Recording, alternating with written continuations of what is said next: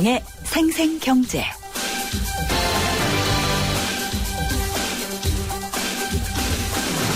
안녕하세요. 김윤경입니다. 월요일입니다.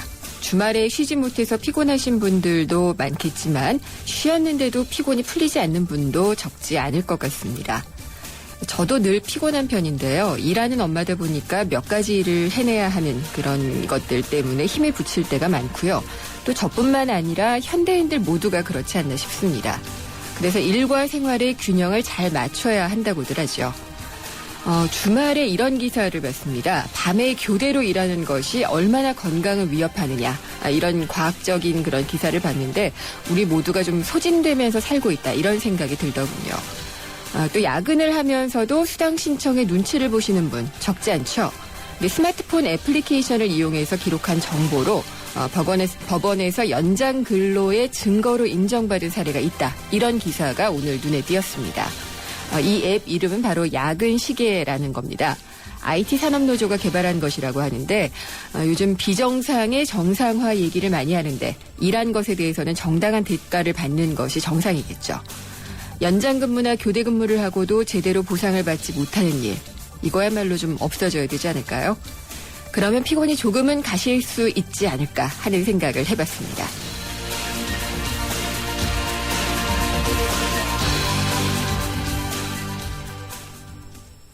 오늘 준비한 내용입니다. 2부 경제 핫이슈에서는 할 때마다 어렵죠. 연말정산, 놓치기 쉬운 포인트를 다시 한번 짚어드리고요. 3부에서는 엄청난 적자를 국민의 세금으로 떼우고 있는 공무원 연금. 정부가 개혁을 하겠다고는 나섰는데 어떤 방향으로 나서야 할지 자세히 들어보도록 하겠습니다. 김윤경의 생생경제 1부 시작합니다. 연아가 알려주는 좋은 물의 조건. 물 드실 땐 꼭 수원지를 확인하세요. 저는 지하 180m 천연 안만수와 드넓은 구규림이 있는 해발 680m 강원도 평창을 꼭 확인해요. 깨끗해. 강원 평창수, 평창 동계올림픽 공식 먹는 샘물. 오늘 증시 어땠는지 마감 상황 들어보겠습니다. SK증권 명동지점 김춘석 부장입니다. 안녕하십니까? 네, 안녕하십니까? 네, 오늘 시장 분위기는 어땠나요? 새해 들어서 그나마 조금 나은 날이 아니었나 싶습니다. 네. 외국인들은 여전히 한 900억 정도 매도를 했는데요. 오늘은 연기금이라든지 이런 쪽에서 매수가 들어왔고, 그래서 기관이 한 670억 정도 매수를 하고 개인이 한 210억 정도 매수를 해서 결론적으로 지수는 한 10.38포인트 정도 올라서 끝났습니다. 코스닥 쪽에서는 외국인들이 오히려 매수세로 들어왔습니다. 한 112억 정도 매수를 들어와가지고요. 전반적으로 코스닥 지수는 상당히 강한 모습을 보였었는데 네. 오늘도 2.73포인트 올라서 512.92로 끝났습니다. 지금 그러면은 늦지막히 좀 1월 효과가 시작되려고 하는 걸까요? 글쎄요, 그랬으면 좋겠는데. 예. 워낙 연초부터 그 거래소 쪽으로는 그 많은 물량들이 들어왔지 않습니까? 네. 특히 이제 삼성전자가 실적 쇼크네 이래가지고 삼성전자 관련된 주식들까지도 많이 빠지다 보니까 그거에 대한 반발 매수가 오늘 좀 들어온 것 같고요. 네. 또 이제 그동안 삼성전자가 마찬가지로 많이 빠졌던 쪽이 이제 완성차 쪽, 그러니까 현대차라든가 기아차, 현대모비스 같은 것들이 있었는데 그런 쪽에서도 지금 좀 외국인 매수가 들어오는 그런 모습을 보이고 있습니다. 가장 중요한 부분 자체는 계속해서 이제 약세를 보였던 그 옌. 105엔트까지 올라갔던 6엔트를 유협했던 옌이 다시 103엔트까지 내려왔던 부분 자체가 그동안 일본 옌 약세로 인해서 가장 크게 피해를 볼 거라고 예상됐던 자동차주들의 주가를 좀 끌어올리는 그런 모습을 보이고 있고요. 어찌됐든 간에 지금 상황에서는 좀 과대납폭을 했다라는 부분 자체가 자동차주가 올라온 하나의 원인이다 이렇게 봐야 될 것 같습니다. 네. 지금 미국도 이제 막 실적 시즌이 시작이 되고 우리나라도 그렇잖아요. 네, 그렇습니다. 예, 이런 것들이 이제 끌어올릴 수 있을지 아니면은 더 부담을 줄지 이런 것들이 좀 걱정도 되고 기대도 되는데 어떻습니까? 일단 우리나라 같은 경우는 연초에 삼성전자가 이제 시작을 했는데 사실 삼성전자가 시장 실적보다는 안 좋은 실적을 내놨지 않습니까? 그러다 보니까는 전반적으로 4분기 실적에 대해서는 그렇게 크게 기대를 하지 않는 그런 모습이고요. 네. 오히려 이제 미국 같은 경우도 이제 지난 9일날부터 알코아를 시작을 해서 오늘 저녁 같은 경우도 이제 JP모건, 웰스파고 같은 금융주들이 실적 발표를 하기 시작을 하는데 네. 그쪽은 아무래도 괜찮게 나올 가능성이 크다고 보여지고 있습니다. 특히 이제 미국 주택 경기가 살아나면서 여러 가지 긍정적인 시그널들이 나오고 있기 때문에 긍정적일 거라고 보여지고 있고요. 단지 이제 지난 4분기에도 보여진 것처럼 우리나라가 미국 시장하고 좀 디커플링되는 그런 모습을 많이 보여왔었기 네. 때문에 미국 실적이 좋다고 그래서 우리에게 그다지 도움이 될 것 같지는 않다라는 게 좀 안타까운 그런 마음입니다. 네. 그리고 오늘 금융감독원에서 작년에 치러졌던 재작년이네요. 벌써 대선 네. 관련 테마주 여기에 대한 분석 결과를 발표를 했다고 하던데 시장에 네. 좀 영향을 미쳤나요? 뭐 별다른 영향은 없다고 보셔야 됩니다. 워낙 네. 뒷북이고요. 너무 많은 시간이 지난 다음인데 아마 한 가지 중요한 부분은 있습니다. 절대적으로 어떤 테마주란 자체가 실적이 뒷받침되지 않는다면 결국 네. 공연물에 불과하다는 것이 이번 조사에서 나왔다는 건데요. 147개 종목 주가를 분석했다고 합니다. 그런데 이 중에서 49개 종목에서 불공정거래 혐의가 발견됐다고 하고요. 네. 그다음에 뭐 결론적으로 피해 금액이 한 660억 정도 된다고 하는데 많이 올랐을 때는 뭐 62.2%까지 오른 종목도 있다고 합니다. 그런데 결론적으로 대선 전날 보니까 0.1%까지 떨어지더라 이런 얘기가 되겠죠. 결론적으로 테마주의 주가 상승은 거품이다 이렇게 말씀드릴 수 있을 것 같고요. 철저하게 옥석을 가리는 가장 중요한 기준 자체는 실적과 향후 전망이라고 봐야 될 것 같습니다. 네. 그러니까 정말 이 테마에 따라서 움직이지 않았으면 좋겠는데 그래도 또 여기에 또 움직임을 타시는 분들이 있어서 그렇죠. 이게 최고가 대비해서 많이 빠진 걸로는 뭐 50% 이상 빠졌다고 그러고요.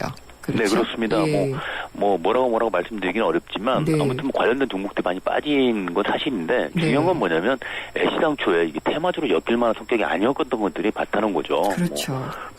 아무개 주자에 하고 친분이 있다더라, 아무개 주자에 사든다 8천이 뭐라 한다더라 네. 이런 식인데 결국 이월령 비월령이겠죠. 코에 걸면 코걸이고 귀에 걸면 귀걸인데 가장 중요한 부분은 아까 말씀드렸던 것처럼 이게 누가 관계가 있든 없든 실질적으로 실적을 내고 있고 향후 전망이 좋다고 한다면 주가가 네. 빠질 빠질 이유는 없다고 봅니다. 그런데 그렇지 않고 오히려 주가가 안 좋은 기업들이 어떤 테마에 엮이면서 올라간다는 부분 자체는 상당히 위험스러운 부분이고요.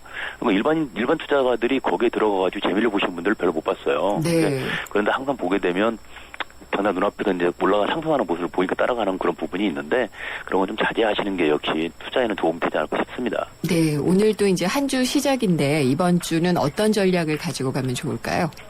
아무래도 이제 지지난주 이제 2014년 시작하면서부터 이제 시장이 많이 빠졌기 때문에 시장에서는 지금 약간 되돌림 현상이 좀 일어난다고 볼 수 있을 것 같습니다. 그리고 삼성전자에 대한 실적 자체도 8조 3천억 정도 나왔는데 특별사연까지 포함하면 한 9조 2천억 정도 되지 않습니까? 그런데 그런 거 보게 되면 과연 정말 실적이 안 좋은 것인가 좀 따져봐야 될 것 같고요.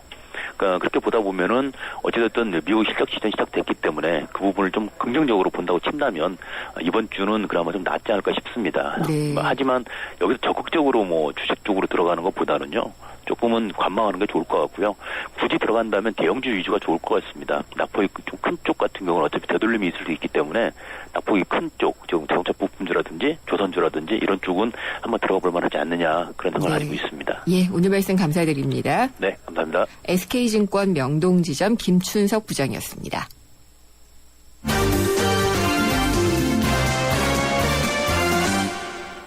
네, 오늘은 또 어떤 경제 뉴스 있었는지 정리를 해보겠습니다. 한국일보 이성철 산업부장입니다. 안녕하십니까? 안녕하세요. 네, 오늘도 또 현호석 경제부총리 겸 기획재정부 장관 얘기인데 네. 삼성과 현대의 경제 집중도를 분석을 하고 있다. 예. 이랬네요. 사실 우리나라 기업 중에 삼성전자, 현대자동차 둘 빼면 사실 다 중소기업이라 다름없다 이제 그런 얘기가 나올 만큼 두 기업만 너무 승승장구하는 그런 측면이 있습니다. 네.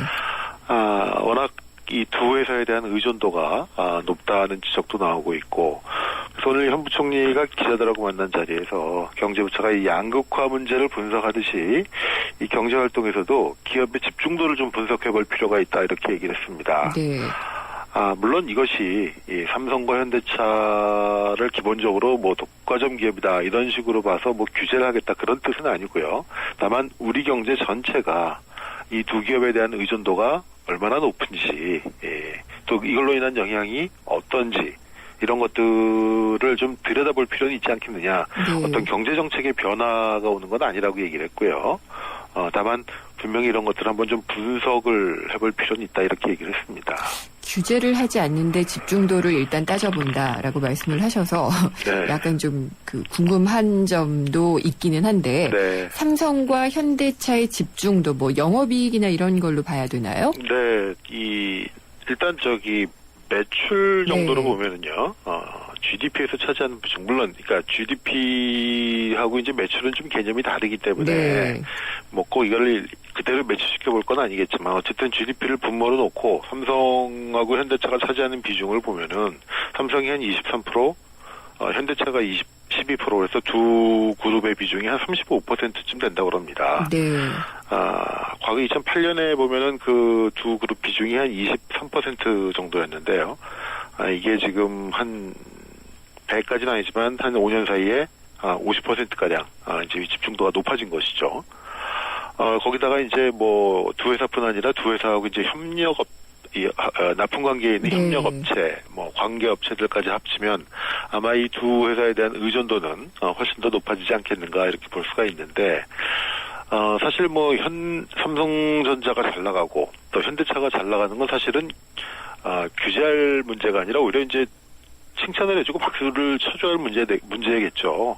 어떤 회사들이 잘 나가고 그걸 통해서 나라의 부가 커진다는 건 좋은 일인데, 문제는 너무 아무리 좋은 거라도 너무 네. 한 군데에 너무 집중이 되다 보면은 쉽게 말해서 그 나라 전체가 리스크에 노출이 될 수가 있다는 겁니다. 예컨대 삼성전자가 뭐 물론 계속 잘 나가야겠습니다만, 만에 하나 삼성전자가 좀 어려워진다, 또 위축이 된다, 그럴 경우에 한국 경제 전체가 같이 위축이 될 수 있는 그런 소지가 충분히 있는 것이거든요. 네. 현대차도 마찬가지고. 그래서 사실은 이제 그러한 리스크 관리 차원에서라도 이런 것들은 좀 이 영향, 집중도는 분석해 볼 필요가 있고, 가장 좋은 건 그런 것 같습니다. 그러니까 1등이 공부 잘한다고 해서 1등을 끌어내릴 문제는 아니고요. 네. 다른 학생들의 성적을 높여주는 게, 그래서 전체의 평균을 높여주는 게 사실은 제일 좋습니다.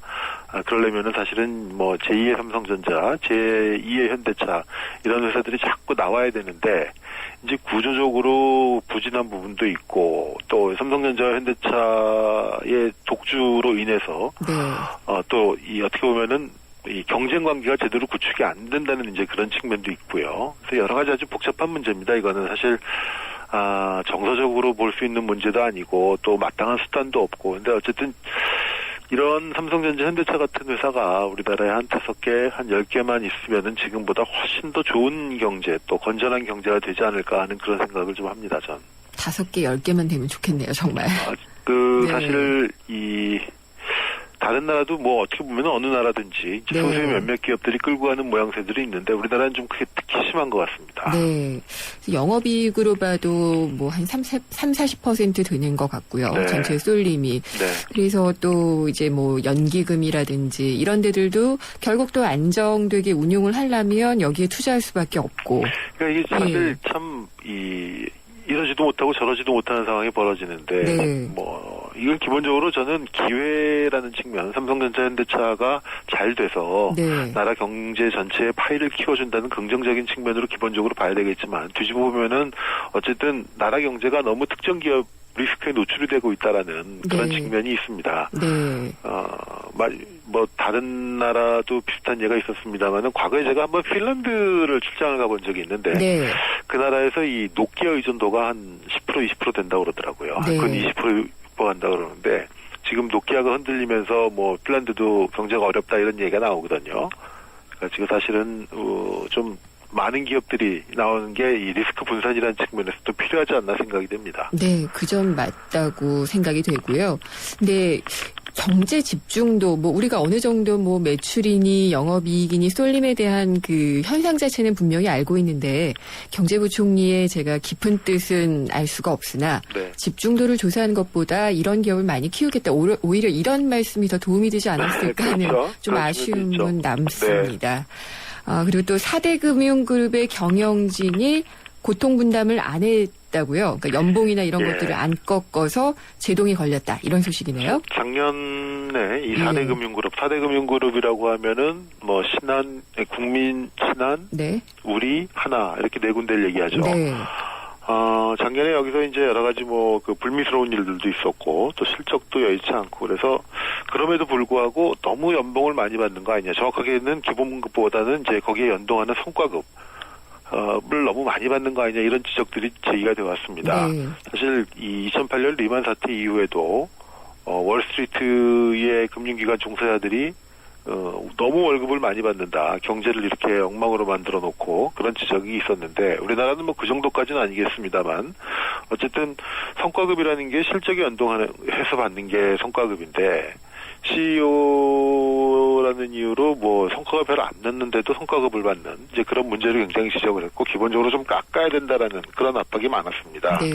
그래서 금융감독원이 작년 하반기에 이 4대 금융그룹에 대한 연봉 체계, 급여 체계에 대한 조사를 벌였고, 그랬는데 실제 자구 계획을 내라고 그랬는데, 낸 곳이 없다고 그래요. 안 냈대요? 네, 예. 낸 곳이 없다고 그럽니다. 네. 그래서 그때 막 여론이 빗발치니까 금융그룹 쪽에서는 뭐 한 10 내지 30% 깎겠다 이런 식으로 의중을 내비쳤는데, 네. 잠잠해지니까 다시 이제 그 없던 일로. 연봉 삭감 계획을 슬그머니 없던 일로 하는 그런 행태를 보이고 있어서, 금융감독원이 이 부분을 지금 다시 강하게 압박을 하고 있다고 합니다. 참고로 금융지주 회장들의 평균 연봉이 한 20억쯤 된다고 합니다. 네. 30억에 육박하는 경우도 있고요.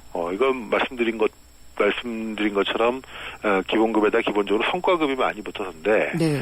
사실 뭐 금융그룹 CEO 정도 되면은 뭐 월급 많이 받아야 되죠. 많이 받아야 되고 그거를 사실 배합할 문제는 아니라고 보여집니다. 다만 그 연봉이라는 것이 과연 정말로 성과에 기반해서 주는 것이냐.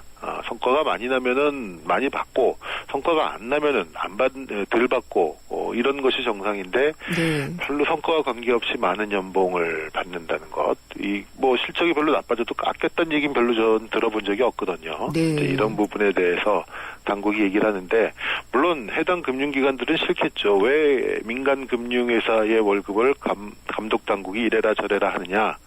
이런 지적도 나오고 있는데 금융은 기본적으로 이제 자기 돈이 아니라 고객 돈을 가지고 운영하는 데이기 그렇죠. 때문에 네. 금융에 대한 규제나 이런 것들은 사실 다 기본적으로 거기서 출발을 하는 겁니다. 성과 보상에 대해서 좀 뭔가 자구안을 내놓은 줄 알았더니 전혀 없었다고 네, 하니까 좀 없었다고 합니다. 배신감이 좀 느껴지기도 하네요.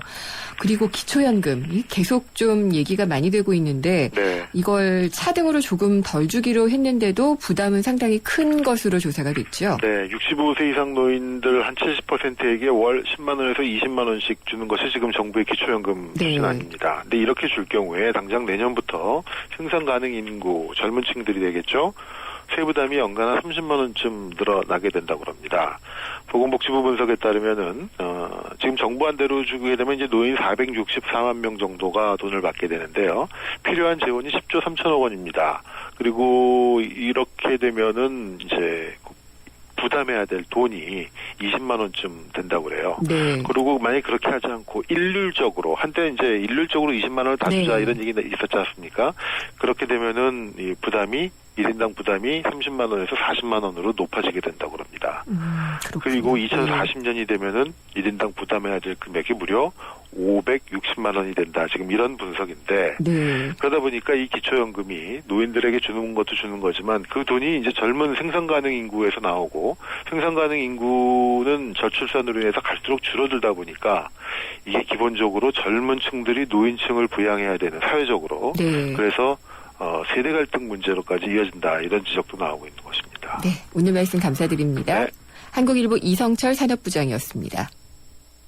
미안해 깎아주지 못해서 실로가 이름으로 깎아줄 테다. 하지만 11번가로 가면 다양한 할인을 마법으로 모든 걸 깎아줄 테야. 카드 할인, 포인트 할인, 쿠폰 할인, 모바일 할인. 시스타와 함께 할인의 마법은 계속된다. 11번가. 주문하시겠습니까? 피자요, 피자. 치킨이요, 치킨. 떡볶이요. 포테이토도 주세요. 네, 와우 박스 주문되셨습니다. 좋아하는 메뉴를 와우박스로 다 함께 27,900원. 15885588 피자헛. 예, 생생경제 1부 함께 하셨습니다. 잠시 후 2부에서는요. 연말정산에서 놓치기 쉬운 부분을 꼼꼼하게 짚어보겠습니다. 잘하면은 환급받을 수가 있지만 잘못하면 오히려 더 내야 되는 그런 경우가 생길 수가 있으니까요. 잘 들어주시면 도움이 될 겁니다. 살아있는 녀석 깨어있는 방송 유사파 하나요.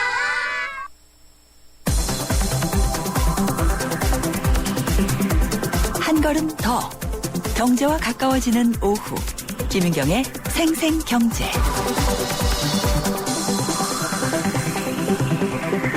세상의 베이스가 되다 포스코 협찬으로 김은경의 생생경제 2부 시작합니다. 생생경제 참여 방법 알려드리겠습니다. YTN 라디오 앱 있습니다. 예스.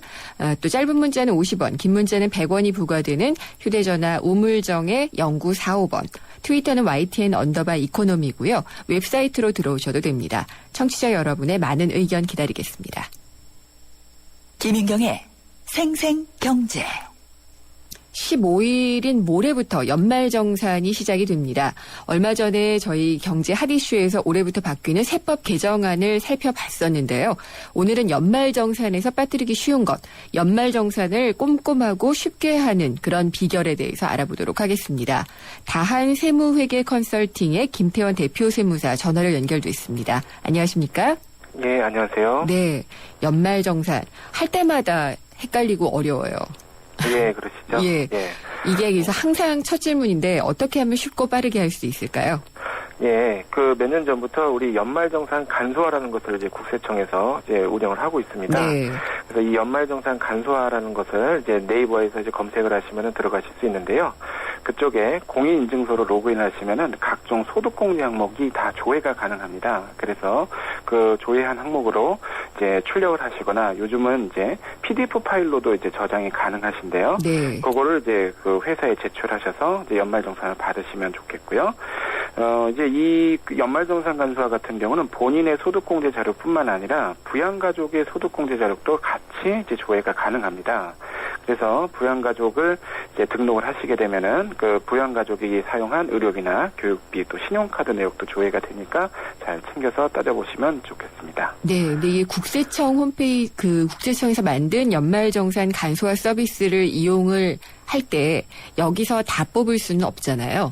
예, 그렇습니다. 예, 그래서 여기를 이용을 할 때 여기서 뽑을 수 있는 항목 그리고 또 뽑지 못하는 항목 유의사항 같은 걸 알려주시면 좋을 것 같아요. 예, 먼저 그 말씀하신 대로 이제 대부분은 다 조회가 되고 있습니다. 그리고 뭐 국세청에서도 이제 표시를 할 때 보면은 대부분의 항목이 다 나온다고 했는데 저희가 이제 실무적으로 실제 저희 근로자들 가보시면은 아마 기부금 중에서 종교단체에 관련된 것이라든지 아니면 미취학 아동의 학원비나 그다음에 교복 구입비, 안경 구입비 같은 것들은 조회가 되지 않는 경우들이 많습니다. 그래서 그런 경우에는 해당 이제 그 비용을 지출한 곳에 가셔서 별도로 연말정산 소득공제용 영수증을 별도로 받으셔야 될 것 같습니다. 그리고 이제 연말정산 간소화 서비스 같은데 또 유의사항이 좀 있는데요. 연말정산 간소화에서 조회가 되는 항목은 세법상의 소득공제 요건을 검토해서 조회되는 것이 아닙니다. 예를 들면 뭐 소득이 있는 부모님은 이제 보험료에 대해서 공제를 받으실 수가 없지만 소득이 있는 부모님에 대해서는 의료비 공제가 가능하거든요. 그런데 이제 연말정산 간소에서는 이런 공제 요건을 따지지 않고 부모님에 대한 보험료나 의료비가 전부 조회가 되는 거죠. 그래서 그 이제 연말정산 간소화에 조회된 항목이 있다 하더라도 세법을 다시 한번 잘 따져보셔서 이분에 대한 소득공제 항목에 그 공제가 가능한지 여부는 별도로 세법을 가지고 판단을 해보셔야 되겠습니다. 그러니까 부양가족, 부모님의 경우에는 소득이 월 한 100만 원 이하여야지만 이게 신청은 가능하다 뭐 이렇게 들었던 것 같아요. 예, 맞습니다. 보험료는 그렇고요. 또 이제 의료비 같은 경우는 부모님의 소득이 100만 원이 넘어가더라도 공제가 가능한데 이제 연말정산 간소에 부모님을 등록을 시켜놓게 되면은 소득 금액이 100만 원이 넘지 여부를 따지지 않고 그냥 무조건 조회가 된다는 것이죠. 그래서 이런 점들을 잘 검토를 더 추가로 하셔야 될 것 같습니다. 네, 저는 그리고 연말정산을 꼼꼼히 챙긴다고 하지만 세금을 추가로 낸 경우가 적지 않아요. 그래서 올해도 또 그렇지 않을까 이렇게 해서 우려가 좀 되고 있는데 혹시 제가 실수를 해서 그런 건지 어떤 이유에서 그런 건지 참 궁금하거든요. 예, 그 이제 근로자분들이 실수를 하시게 되는 부분들이 이제 가장 많고요. 예, 그 근로자들이 실수를 하게 되면은 그거를 이제 국세청에서는 자동으로 내부적으로 시스템에서 검증을 하시게 됩니다. 그래서 검증을 해서 이제 소득공제가 잘못된 것들은 이제 다시 이제 회사나 근로자에게 통보를 해서 추가 납부를 하게 되는데요. 최근에 이제 가장 많이 나오는 것 중에 하나가 이제 부양가족에 대해서 중복으로 공제를 받는 부분이다. 이렇게 보시면 되겠습니다. 네. 그래서 예를 들면은 부모님에 대해서는 이제 형도 공제를 받을 수 있고 동생도 공제를 받을 수 있고 이렇게 이제 중복으로 되는데 이제 그때는 형이나 동생 중에 한 분만 선택해서 받으셔야 되고 만약에 형도 부모님을 공제받고 동생도 부모님 공제받으면 국세청에서 자동으로 검증이 돼서 이 부분에 대한 이제 오류가 발생했으니 둘 중에 한 분은 이제 세금을 다시 이제 옛날에 환급받았던 세금을 추가로 납부하셔야지 되겠고요. 그다음에 또 소득 금액이 100만 원 이상인데 아까도 잠깐 언급을 드렸는데 네. 이상인 부양가족에 대해서는 공제가 불가능함에도 불구하고 공제를 받으시게 되면은 추후 이제 검증 시스템에서 걸러질 수가 있습니다. 그런 경우에도 이제 추가로 납부하시게 되는 경우가 생길 수 있고요. 네. 또 한 가지 이제 추가로 말씀드리면은 기부금 공제 같은 경우는 이제 기본공제 대상자가 아닌 분에 대한 기부금 공제를 받을 수가 없습니다. 예를 들어서 어머니가 이제 교회에다 헌금을 내셨는데 어머니가 나이가 이제 58세다라고 한다면은 어머니가 이제 60세가 안 되셨기 때문에 기본공제 대상자가 안 되는 것이고 그런 경우에 기부금 공제를 받게 되면은 추후에 이 부분도 이제 추가로 납부하시게 되는 어떤 그런 경우가 생길 수 있겠습니다. 방금 예로 드셨던 그러니까 형하고 동생하고 둘 다 부양가족으로 신청을 했었다라고 했을 때에는 누가 우선권이 더 있는 게 있나요? 특별히 우선권은 없고요. 네. 이제 현재 국세청에서는 이제 납세무자들이 근로자들이 하나를 선택을 하도록 되어 있습니다. 그런 경우에도 아마 양쪽으로 전부 다 이제 소명 요구가 가게 될 것이고요. 그런 경우에 이제 선택해서 한 분은 소득공제를 받고 한쪽은 이제 추가 납부가 되는 그런 상황이 생기게 될 것 같습니다. 그러면 형하고 동생이 좀 사전에 얘기를 해놓는 게 좋겠네요. 네, 맞습니다. 네, 저는 별로 실수를 하는 것 같지 않은데 왜 그렇게 자꾸 떼어갈까 이런 좀 의심이 들기도 하는데 어떤 것들을 또 실수할 수 있을까요? 이제 최근에 또 좀 이제 국세청에서 자주 검증하는 부분이 또 좀 있는데요. 네. 이제 기부금 영수 중에서 100만 원 이상인자에 대해서는 현재 사후 검증이라는 것을 하고 있습니다. 네. 아무래도 기부금은 실제로 납부하지 않았는데 과다하게 기재한다든지 이런 불성실 기부금 이제 공제자에 대한 이제 부분들이 좀 문제가 되고 있어서 이제 100만 원 이상인자에 대해서 전체 그 대상자 중에 0.5%를 현재 네. 국세청에서 사후 검증을 해서 실제로 기부금을 납부했는지 또는 기부금 영수증이 정상적으로 발급받았는지 여부를 검증하게 되어 있고요. 그런 부분에 대해서 이제 나중에 잘못이 되게 되면 이 사후 검증에 대해서도 역시 또 추가 납부하는 경우가 생길 수 있겠습니다.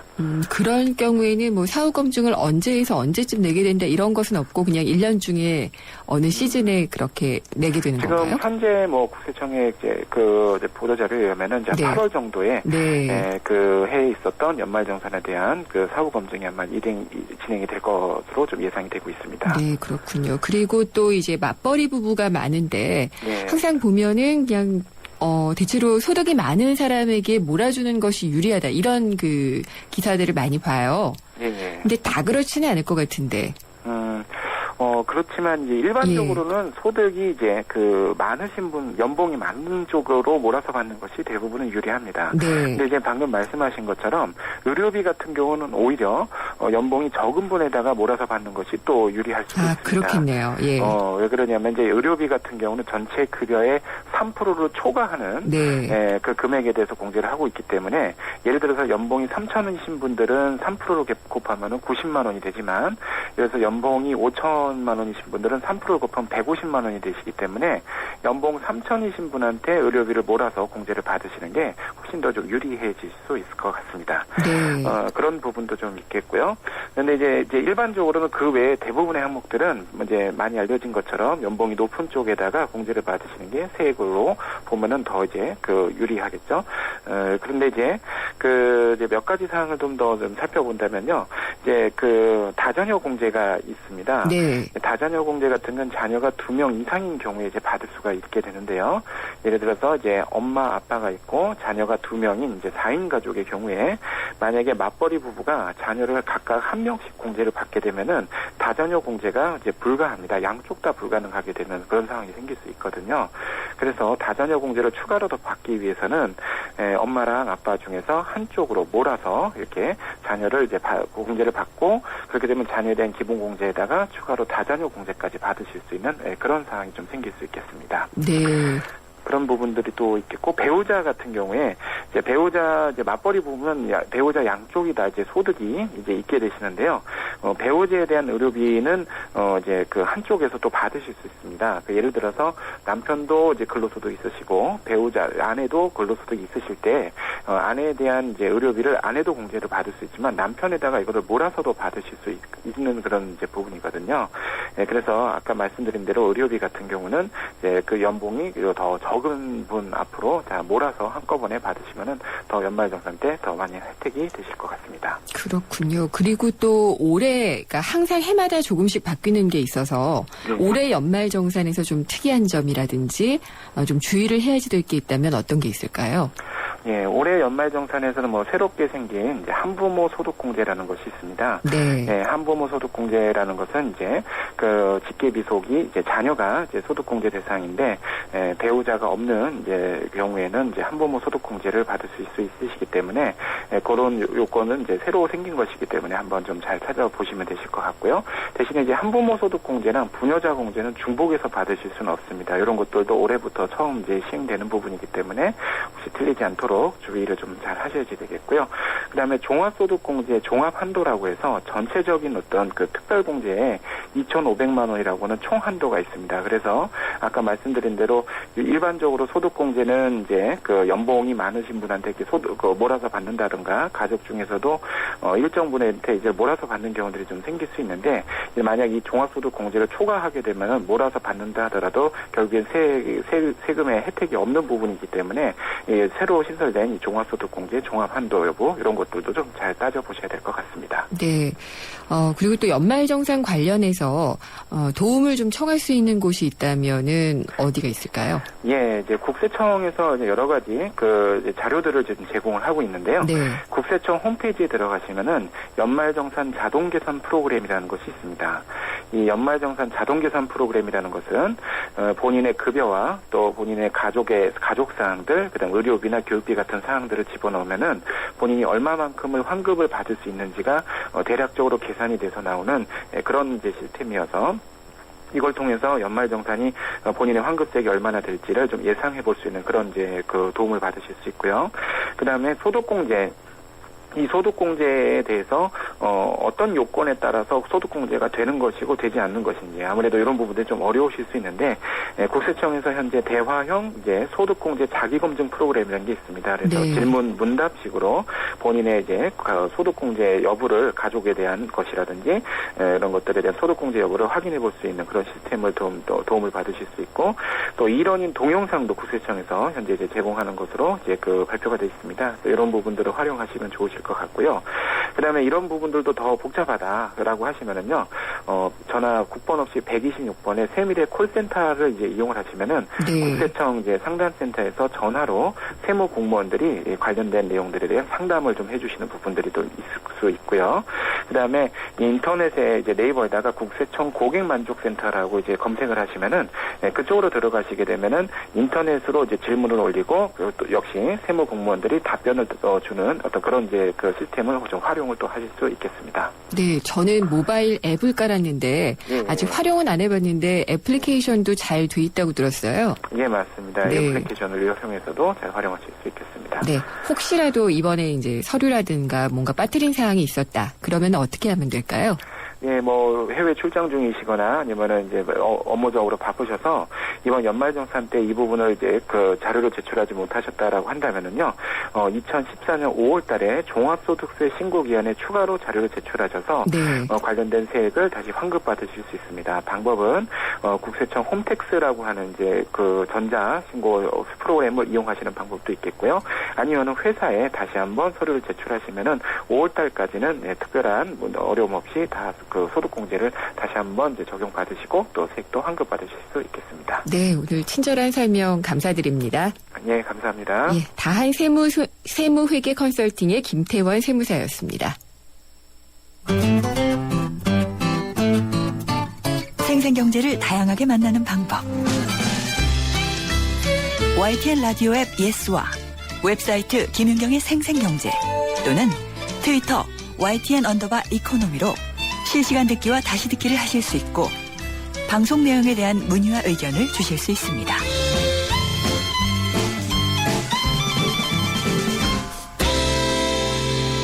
네, 매주 월요일 만나는 차이나 포커스 시간입니다. 미중 산업경제연구소 조용찬 소장 모셨습니다. 안녕하십니까? 예, 안녕하십니까? 중국도 추운가요? 네, 지금 북쪽 지역 같은 경우에도 뭐 3, 40도 마이너스죠. 네. 그리고 남쪽을 중심으로 해서는 또 폭설이 내려가지고요. 좀 농산물 가격이 또 춘절을 앞두고서 다시 또 올라간다 그럽니다. 아무래도 이런 부분들이 또 경제에는 좀 안 좋은 영향을 끼치지 않을까 보여집니다. 그렇겠네요. 그러고 보니까 춘절을 앞두고 있어서 그래도 정말 물가가 오를 텐데. 그리고 오늘 말씀해 주실 주제, 사자성어로 표현해 주시면 어떤 거 골라오셨나요? 네, 오늘은 부저, 추신 좀 어려운 그 사자성어 인데요. 네. 가마, 붓, 밑저, 뽑을 추, 섭신입니다. 손 밑에 장작을 꺼내서 물이 끓어오르는 것을 막는다는 건데요. 네. 문제의 근본적인 부분부터 해결하겠다는 뜻입니다. 중국 정부 같은 경우는 부정부패를 일소하는 작업에 들어갔는데요. 부정부패를 통해서 회색소득 문제가 또 생기고요. 또 부동산 버블 그리고 소득 격차가 확대되면서 사회 불안 요인이 되기 때문에 새 정부 같은 경우에는 공무원들한테 무분별하게 그 접대비를 사용하지 말라. 그리고 또 새 선물 금지뿐만 아니라 네. 고급 월병 금지 그리고 사치성 연애 금지령 고급 클럽에서 또 회원 그 카드를 사용하지 못하도록 꽁꽁 묶어놨습니다. 네. 그러다 보니까 중국 안에서 상어 지느러미라든지 제비집 요료 같은 그 좋은 식재료 가격 들이 이제 급락하기 시작했고요. 또 담배나 고급 술을 제공하지 못하게 되면서 춘절을 앞두고서 오히려 이런 그 고급 소비와 관련된 매출이 크게 줄으면서 상인들이 울상이라고 그럽니다. 그렇겠네요. 이게 항상 이 월병이라든지 고급 술 이런 것들이 잘 선물되던 건데 안 팔리게 됐으니까요. 그래서 이게 지금 춘절을 앞두고 더욱더 이제 그 선물 단속 같은 걸 하지 않을까 싶은데 이 부유층이나 공무원, 기업인들도 지갑을 좀처럼 열지 않는다. 그러면은 이런 또 요리가 접대에 사용되지 않아서도 그렇겠지만은 실제로 사 먹지 않아서 또 가격이 영향을 미치지 않을까 이런 생각도 좀 들고요. 네, 그렇습니다. 중국 같은 경우는 공무원들의 접대비 같은 경우에는 무려 140조 원이 넘는데요. 이들이 그 1000만 명 공무원이 있고요. 또 14만 개 국유기업체들이 이때 지금 소비를 하게 되는데요. 네. 그러다 보니까 중국에서는 상대방에게 1년간 그 신세 지는 거에 대해서 아주 다양한 접대 문화도 존재하고요. 선물도 각양각색으로 전개되는데요. 네. 특히 그 우리 그 청취자 여러분들이 잘 아시는 선물용으로 많이 쓰는 그 53도짜리 마오타이 같은 경우는 네. 중국에서 35만 원 한다고 합니다. 근데 최근에 수요가 없어지면서 25%나 가격이 폭락했고요. 그랬군요. 그리고 또 공공장소에서 중국 그 당 간부들이 흡연하는 것을 금지시켰는데요. 이 때문에 판매가 고급 담배 같은 경우 30%가 줄었다 그럽니다. 중국에서 가장 비싸게 팔리는 고급 담배가 황학루라고 하는 그 담배가 있는데요. 네. 한 보루에 무려 150만 원 정도 하는데요. 한 보루예요? 예, 그래서 이 부분들이 그 강하게 나가니까 네. 오히려 매장에서 철수했고요. 특히 40만 원짜리 홍어타오라든지 바이샤 그 허텐샤 같은 경우에는 40만 원짜리가 17만 원으로 지금 뚝 떨어졌다 그럽니다. 이뿐만 아니라 식사하는데 보통 26만에서 40만 원 정도 한 끼에 먹는 당 간부들이 먹는 그 식사를 보면은 뭐 싹스핀이라든지 장강갈치라든지 제비집 요리 같은 게 항상 들어갔는데요. 이 부분이 이제 못 먹게 되니까 네. 식비가 4, 5만 원으로 거품이 확 빠졌다 그럽니다. 이 때문에 제비집 요리 같은 그 고급 생선 가격은 네. 80%가 떨어졌고요. 삭스핀도 60% 가격이 떨어졌다 그럽니다. 이뿐만 아니라 일본에서는 중국인들이 참치 경매에 들어오면서 무려 가격을 작년만 하더라도 참치 한 마리에 18억 원까지 치솟게 했는데요. 지금은 네. 이런 부분들이 통제가 되면서 네. 올해는 7,400만 원으로 21분의 1 가격으로 폭락하면서 일본 하는 사람들도 네. 울상이라고 그럽니다. 근데 문제는 이런 정풍 운동이 좋은 것은 아닌데요. 우리나라 기업인들을 만나서 이야기를 해보니까 중국 공무원이라든지 국유 기업인들이 아예 핸드폰을 지금부터 꺼놓고 접촉이 네. 안 된다고 그럽니다. 이뿐만 아니라 내문이나 선물이 더 은밀하게 진행이 되고 있고요. 또 고급 음식점 같은 경우는 변칙 영업이 활성화되면서 오히려 그 더 지하로 스며드는 이런 모습이 뚜렷하게 나타나고 있다고 합니다. 아, 이게 좋은 게 아니라는 말씀이 그런 거군요. 그러니까 말하자면 관계를 좀 유지를 해야지 중국에 사업을 할 수 있다고 하는데 그게 더 은밀해지니까 더 어려워졌다 이런 말씀이시군요. 그렇죠. 우리나라 네. 기업들 같은 경우는 이미 그 관계가 돼 있는 중국 기업들 같은 경우는 자연스럽게 네. 되는데 우리는 접촉할 기회가 없으니까 중국에서 수요가 늘어나더라도 수출할 길이 막막한 거죠. 월병 같은 건 얼마나 하나요? 네, 월병 같은 경우에는 상어 지느러미가 들어간 거 같은 경우에는 무려 1,000만 원도 넘는 거 있고요. 금가루 뿌린 거, 인삼 들어간 것도 100만 원대 혹하는데 요즘에는 그게 싹 감춰지면서 거품이 빠지고 그러면서 보통 10만 원대, 5만 원대 뭐 이런 것들이 많이 팔린다 그럽니다. 상어 지느러미를 월병에도 넣나요? 네, 그러니까 뭐 다양 원래는 그 팥이라든지 고기가 들어가야 되는데 이제는 고급 식재료가 들어가다 보니까 이 그 상품도 아주 다양하게 형성이 되고 있습니다. 그렇군요. 전 범죄 영화 보니까 월병에 돈을 넣었더라고요. 월병을 여니까 그런 게 있던데 이런 게 더 은밀해지면 우리가 좀 어려운 점이 있겠군요.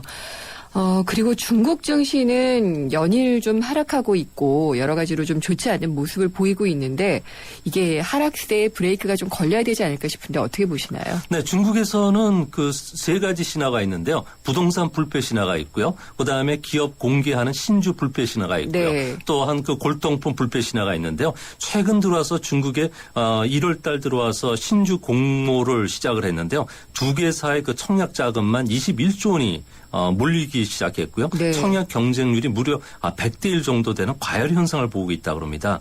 이 때문에 앞으로 300개 기업의 IPO가 시작이 되는데요. 여기에 무려 170조 원이라는 데는 엄청난 돈들이 고객에 닦으면서 발행시장으로 이동하게 됩니다. 이 때문에 자금 쏠림 현상이 일어나면서 중국 증시 같은 경우에는 지금 2000선이 붕괴되기 일보 직전인데요. 만약에 2000선이 붕괴된다면은 직전 주가 저점인 1850선이 1차 지지선이 될 것으로 보여지고요. 앞으로도 공급 물량뿐만 아니라 유상증자 그리고 그 금리 상승에 따른 후속 그 충격을 받는다면은 중국 증시 같은 경우는 조금 더 추가 하락하지 않을까 보여집니다. 네, 이 300개가 올해 IPO를 한다는 건데 어떤 기업들이 조금 좀 유망하다 뭐 이런 좀 눈에 띄는 기업도 좀 있나요? 아무래도 국유 자산 그 가치가 높은 그 석탄이라든지 그리고 발전이라든지 그리고 철도 회사들 같은 경우는 자산 가치가 워낙 좋고요. 최근에 또 부실 문제들을 어느 정도 정리해서 나왔기 때문에 중국인들이 볼 때는 상당히 투자 가치가 있어 보입니다. 하지만 우리나라 같은 경우는 직접 투자하기가 어렵기 때문에 홍콩을 통한 그 간접 투자가 가능하지 않을까 보여집니다. 그렇군요. 중국 증시 지금 이게 상하이 지수죠. 상하이 지수가 거의 우리 코스피하고 지금 비슷한 그런 상황인 것 같은데 어떻게 될지 좀 궁금하네요. 그리고 또 내일 4분기 성장률이 발표가 되는데 이게 얼마가 되는지에 따라서 또 증시가 어떻게 반응을 할 것인지도 궁금한 것 같아요. 대략 어떻게 예상되고 있나요? 네, 지금 시장에서는 4분기 중국의 GDP 성장률은 7.6%로 전분기보다 0.2%포인트 하락할 것으로 보여지는데요.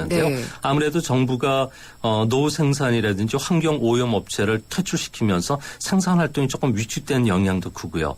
또 다른 지표인 고정자산 투자 같은 경우에도 전달보다는 0.1%포인트 줄어드는데요.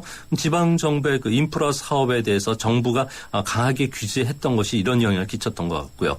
또 산업 생산도 전달보다는 0.2%포인트 줄게 되고요. 소비도 조금 전에 말씀드렸듯이 공무원들의 과소비 금지령이 떨어지면서 사치품 시장 그리고 음식료 시장이 위축이 되면서 전달보다도 조금 줄어들 것으로 보여집니다. 그리고 올해는 실질 경제 성장률이 한 7.4%로 계속 성장률이 그 연착륙하게 되는데요. 그림으로 그려보면은 완만한 L자형 내지 나이키형의 성장 패턴을 보여주기 때문에 그런 측면에서 보면은 예전과 같은 우리나라의 석유화학이라든지 철강이라든지 이런 반도체들의 그 특수는 올해도 그렇게 기대하기는 힘들지 않을까 보여집니다. 네. 그리고 중국 자동차 판매 대수 세계 최초로 2천만 대를 돌파를 했나요? 네, 그렇습니다. 작년에는 무려 14%가 증가한 2,198만 대가 팔렸다고 그러는데요. 올해는 2,300에서 2,400만 대 규모가 될 거라고 그럽니다. 현재로는 미국보다는 15%나 더 큰 시장인데요. 근데 올해는 그렇게 썩 좋지는 않을 것으로 보여집니다. 이는 환경 규제가 최근에 들어서 오염 때문에 강화됐고요. 그래서 차량 구입 제한 조치를 도입하는 도시가 늘고 있기 때문인데요. 네. 하지만 우리나라 현대자동차 같은 경우는 중국의 중소도시의 그 마이카 붐이 지금 불고 있고요. 한 가구 이 차량 시대가 도래하고 있기 때문에 올해도 역대 최대의 그 매출이 일어날 것으로 보여지고요. 또 한 가지 좀 희소식은 중국 내 그 신용 도시화가 활발히 진행이 되면서 12월 달 들어서 우리 그 굴착기 판매가 조금씩 늘고 있다 그럽니다. 네. 이 때문에 우리나라에 관련된 굴착기 관련 그 산업들이 조금 이제 한숨을 좀 내쉬면서 이제 다시 그 재길 발판을 좀 마련하는 그런 기회가 될 것으로 보여집니다. 네, 그나마 이제 중국에서 좀 도움이 될 만한 게 있다면은 자동차 쪽에서 굴착기 같은 것들을 좀 팔 수 있는 그런 기회가 늘고 있다 이런 말씀이시네요. 예, 알겠습니다. 오늘 말씀 감사드립니다. 예, 감사합니다. 미중산업경제연구소 조용찬 소장이었습니다. BMW 엑스드라이브가 알려드리는 교통정보 김유리입니다. 갑작스런 폭설로 도로 곳곳이 빙판길입니다. 교통안전에 당신에게 날씨는 두려움입니까? 즐거움입니까? 어떤 상황에서도 지능적으로 대응하는 BMW 엑스드라이브. 드라이빙의 즐거움은 계속됩니다.